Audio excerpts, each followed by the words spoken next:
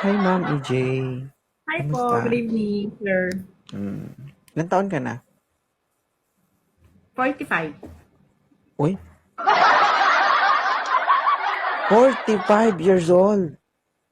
Yes, sir. Mm. May anak na po kayo? Wala po, single. Ito yung mga tipo ko, guys. Yung mga ganitong mga edad. Mm.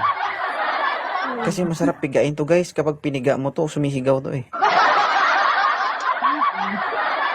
Ha? Marunong din kumanta ang mga to. Ano kumanta, ma'am? Sumayaw, Hin- pwede. Hindi. Pag kasama mo ako, kakanta ka. Tayo at sa gusto mo. Mm. Tuturuan kita. Kapag kasama mo ako, wala ka Sige. masasabi kundi, ah, ah, Ah, ah. ah, Ay, Diyos ko. Mm. 45. Ang galing. yes, sir. Ilan na po anak mo, madam? Wala po. Single nga po. Nakapaanak, ma'am? Nangyari? Ewan ko. Wala. Hindi. At the age of 45, ang tanong, buo pa ba o biyak na?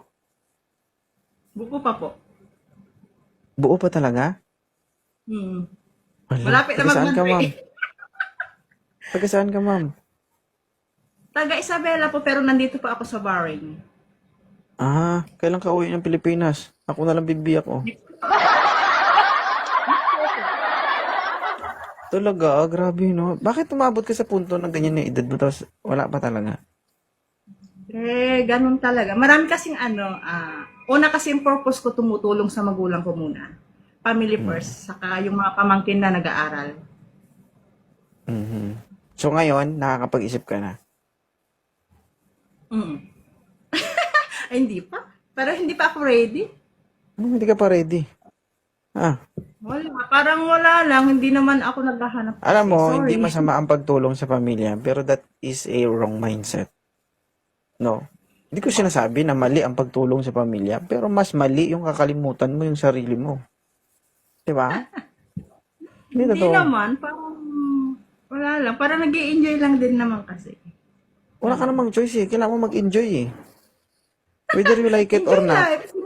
sa daloy ng Yes. buhay mo, kailangan mo talagang mag-enjoy. Pero ang pinupunto ko, hanggang kailan?